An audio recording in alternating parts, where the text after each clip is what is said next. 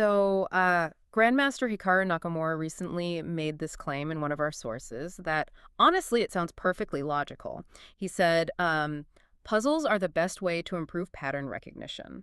Right. And, he's a grandmaster, so naturally we're just inclined to take his word for it. Exactly. But then there's this massive paradox, right? Because millions of amateur chess players out there, they just grind tactical puzzles for hours on end. Oh, yeah, entirely. And their puzzle ratings, like, they just skyrocket into the stratosphere. But then, they sit down at a real physical board. And they just completely miss these incredibly obvious tactical shots. Yes. It's wild. So welcome to today's deep dive, everyone. We've got this really fascinating stack of articles on the table today, and they're all dissecting this universal frustration in the chess community, which is the dreaded plateau. The plateau, yeah, it's brutal. It is. And our mission for you today is to uncover exactly why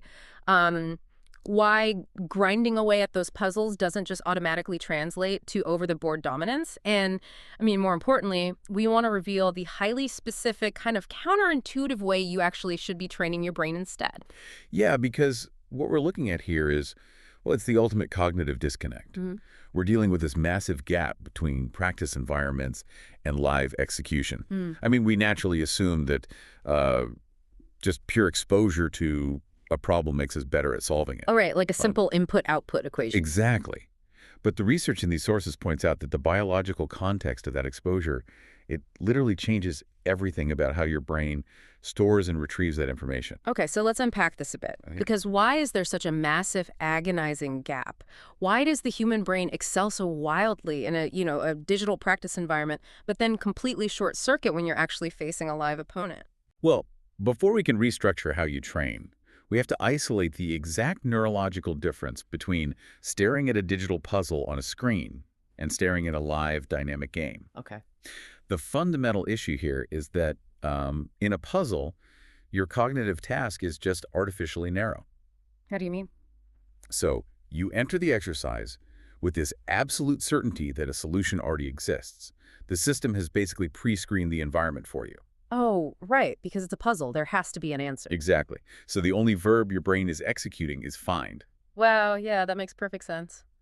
It's like the difference between taking a multiple choice test where the teacher explicitly winks at you and whispers, "Hey, look really closely at option C." Yeah, that's exactly it. Versus, just staring at a completely blank piece of paper and being told to write an original thesis from scratch. The prompt itself completely alters your mental load. That multiple choice analogy, it really captures the dynamic perfectly. Yeah. In the digital puzzle, the algorithm has already done the heaviest cognitive lifting for you, which is just identifying that an opportunity even exists in the first place. Right. You're just solving the math problem. Yeah. You aren't burdened with that continuous, exhausting process of deciding if you should even be doing math on that particular turn. Yeah, and in a live match, the board is entirely silent. There is no flashing neon sign screaming, "Hey, there is a tactic here." No neon sign at all. Actually, the sources include this brilliant anecdote about a stubborn friend named Dave. And it just perfectly illustrates how players try to brute force this exact problem. Oh, Dave. Yes. Dave is that guy we all know whose default advice for literally any failing strategy is just sheer volume. The author is lamenting that he's missing tactics in his actual games despite grinding, 100 puzzles a day.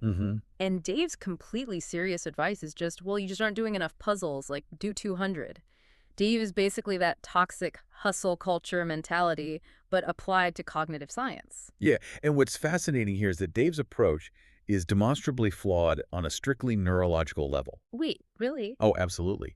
Doing a higher volume of the wrong type of mental exercise, it does absolutely nothing to bridge the gap between practice and execution. So more of the wrong thing is still the wrong thing. Exactly, because the true skill required in a real game isn't mechanical calculation in a vacuum. The true skill is spontaneous pattern recognition. Spontaneous being the operative word there. Yeah, it's the entire foundation of mastery. It's the ability to realize a tactic even exists within a chaotic, unprompted environment. Think about it. When you click Start Puzzle on a website, your brain's reticular activating system is immediately primed. Right, you're highly alert. You're actively scanning for a trick. Yes. But in a live game, your brain is totally bogged down, evaluating positional weaknesses, pawn structures, time management. All the other stuff. Right. So Dave's brute force method, it isolates the calculation phase, but it completely ignores the spontaneous awareness phase that you actually need to trigger the calculation in the first place. Here's where it gets really interesting, though, because the author describes having this 3 a.m. epiphany about this exact disconnect. They realized that Hikaru is actually 100% correct. Puzzles are the best way to improve pattern recognition. Okay, so what's the issue then?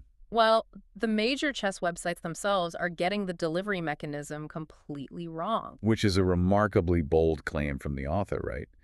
Especially considering platforms like Lichess and Chess.com process, millions of daily active users. They have literal mountains of behavioral data. Yeah, and I actually have to stop you there and push back on the author's premise a little bit. Like, are they genuinely arguing that these massive, highly engineered platforms are actively making players worse? Millions of people use them to learn the game? Well, I wouldn't go so far as to say they're making players worse, but the sources argue they are absolutely placing an artificial ceiling on your potential. How so? Because they're optimizing for the wrong metric, they're optimizing for engagement and user retention. Oh, got it. Which basically means they are optimizing for maximum fun. Exactly. If you're a product manager building an app, you want people to stay on the screen. And the easiest way to achieve that is just constant variety. Yeah. You bombard the user with wild, fascinating solutions, totally different setups every single time they click next. Right. Like right. 1 minute you're executing this brilliant smothered mate, and the very next puzzle you are sacrificing a rook in some crowded middle game. It just feels like a thrilling roller coaster. But cognitively speaking, that thrill ride is an absolute disaster for pattern retention. Really? A disaster? Yeah. The sources break this down using this really vital distinction between what they call nouns and verbs in chess. Okay, nouns and verbs. Right. So amateurs tend to treat chess like a trivia game.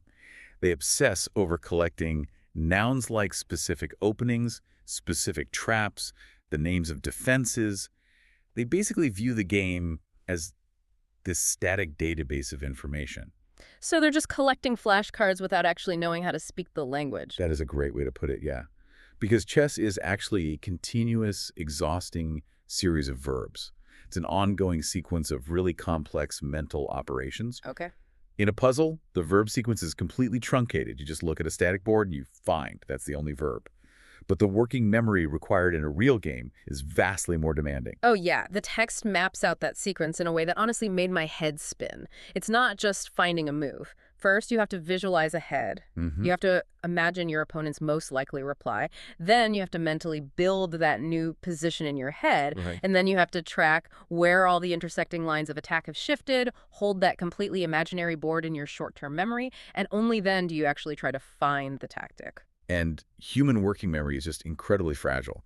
We can only hold a handful of items in our active mind at once. So every time you move a piece mentally, you consume a precious slot in your working memory. Wow. Okay. So when a website feeds you a constant, wildly entertaining variety of random, totally unrelated puzzles, Yeah. it completely prevents your brain from ever automating any single pattern. Because you're constantly jumping from noun to noun. Exactly. You're continuously overloading your working memory, and you're never actually practicing the complex sequence of verbs required to master a position. You just never give the brain a chance to automate anything because the context is shifting every 30 seconds. I mean, it's exhausting just thinking about it. It is. And this raises a really important question about the architecture of skill acquisition. If constant entertaining variety is the enemy of deep retention, how do we fundamentally restructure our training regimens to actually build that spontaneous awareness? Right. What's the fix? The sources argue we have to flip the platform's design entirely on its head. And the solution is this methodology called isolate and intensify. Meaning, basically, we have to strip away the fun and embrace the grind. Unfortunately, yes. You need intentional, aggressive repetition. The author insists that you actually need to complete dozens, maybe even hundreds of puzzles featuring the exact same thematic solution. Oh, man, I can hear the audience groaning from here. Like, doing 50 back-ranked checkmates in a row. By the third puzzle, you're just looking for the rook sacrifice. It just strips away all the mystery. It sounds incredibly boring. But the boredom is actually the biological mechanism of success here. Wait, really? The boredom? Yes, you aren't trying to surprise yourself or test your IQ. You're trying to bore the specific geometry of the pattern so deeply into your subconscious that it completely bypasses your working memory entirely. Okay, I think I'm following. Think of it like trying to learn a foreign language through full immersion versus just, reading a dictionary. Oh, that's a really great way to frame it. Random puzzles are the dictionary approach. You see a totally new word on every page, you marvel at it, and then you immediately forget it. But drilling 50 back rank mates, that's like moving to Madrid. Ah. You hear the same specific phrases so frequently and in such rapid succession that your brain just stops consciously translating the words and simply begins to understand the meaning intuitively. And the sources describe the result of that immersion as developing this itch. An itch, exactly. By drilling those 50 identical motifs, you're internalizing the geometry to such a degree that your basal ganglia literally starts giving you a subconscious alarm bell during a real game. Your brain screams that a specific geometric relationship between the pieces has materialized on the board before your conscious mind has even started calculating lines. You feel the tension in the position. So practically speaking, what does this all mean for you, the listener? I mean, maybe you only have 30 minutes on a train commute to study. How do you actually apply this really dense cognitive theory practically? Well, you have to ruthlessly apply the Pareto principle to your study time. The 80-20 rule. Exactly. Focus entirely on the 20% of motifs that dictate 80% of the outcomes in your actual games. The sources really emphasize that players waste an unbelievable amount of their precious study time learning, like incredibly obscure traps in openings they don't even play. Oh, totally. And usually just because some streamer made a flashy video about it. Yeah, that is the ultimate trap of collecting useless nouns. The direct advice from the literature here is to just abandon the randomized daily puzzles. Instead, utilize tools like the Lich's theme browser. You filter by motif, and you just ruthlessly hammer the fundamentals. So you do 50 pins, then you do 50 skewers, then you spend an entire hour purely on discovered attacks. Yes, because those foundational verbs, they completely dictate the flow of amateur chess. It's very difficult to secure a larger advantage than checkmate. Very true. Right. If you miss a subtle positional nuance, the game just continues. But if you miss a forced mate in two because you didn't recognize the pattern instantly, you've literally thrown away a guaranteed victory. So your focus must be entirely on the patterns that end games. Okay, but even if you build that mental database, the sources argue that knowing what to study is only half the battle. Right. To truly simulate the intense, suffocating pressure of a live match, we have to change exactly how we interact with the screen itself. The author demands that we basically play on hard mode. Hard mode, yes. This is where we attempt to bridge the gap between that isolated digital environment and the heavy cognitive load of a real tournament hall. The expert advice lays out these very strict rules of execution, and they're specifically designed to strip away all those digital training wheels that we've grown so dangerously dependent on. And the platforms offer so many crutches. Like, it's incredibly tempting to just draw a dozen different colored arrows all over the screen to visualize where pieces are going. Oh, yeah. But rule number one is a total ban on all visual aids. Banned. Completely. Banned. No drawing arrows, no highlighting key squares, and absolutely no moving the pieces physically to test lines via trial and error. Oh, man. That is going to be brutal for a lot of people because the temptation to just grab the knight and drag it to the square to see if the website gives you that, that satisfying dopamine-inducing green check mark is overwhelming. It is. We're totally addicted to the validation of the result. But you have to understand that getting the puzzle right is actually not the goal of the exercise. it's not. No. The goal is the cognitive friction itself. Oh, wow. You must calculate the entire line mentally. You must anticipate the opponent's strongest replies, visualize the resulting chaotic board state completely in your head, and hold that complex image in your working memory. The immense struggle to hold those imaginary pieces in your mind, that is the exact mechanism that triggers neuroplasticity. The friction builds the muscle. It's like using a GPS to navigate a new city. If you just follow the blue line on your phone, yeah, you get to the destination, but your brain didn't actually learn any of the streets. Not a single one. The moment your phone dies, you are just hopelessly lost. So if the chess website draws the arrow for you, your visualization muscle simply atrophies. And if you only train with those visual crutches, the moment you sit down at a real physical wooden board in a tournament hall, you're going to feel completely blind. Yeah. You won't be able to calculate 3 moves deep because your brain has literally never been forced to develop the specific cognitive stamina required to hold all that shifting data in real time. Which actually brings us to a psychological trap that absolutely ruins all of this hard work. And the author mentions they added this final rule to their calculation strategy the hard way. Oh, yes. And I think anyone who plays competitively is going to wince in recognition of this phenomenon. It is an incredibly painful lesson to internalize, for sure. The rule is, always calculate one move more than you think you need to. The extra move. The extra move. The author explains how puzzles, and honestly, incredibly smart human opponents, they prey on a very specific biological instinct. It's the adrenaline rush. Right. You spot this brilliant queen sacrifice that leads to a devastating fork, and your brain just floods with dopamine. You feel like an absolute genius, and you just immediately stop thinking. Yes. You play the move, feeling arrogant, only to watch an absolute horror as your opponent launches a vicious, game-ending counterattack on the very next turn. Exactly. The biology completely betrays you. Dopamine signals a reward, which tells the brain that the task is complete, and that causes an immediate cognitive shutdown. Right, you solved the tactic, but you failed to evaluate the resulting position because your brain just turned off the moment it felt successful. In a puzzle, the tactic usually is the end of the story. You get the points, the screen flashes green, and you move on.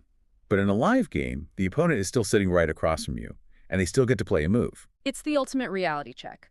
The extra move rule forces you to push past that dopamine hit. You have to ask, like, what happens after the dust settles? Does my king suddenly have no escape squares? Did my brilliant sacrifice accidentally open a devastating file for their rook?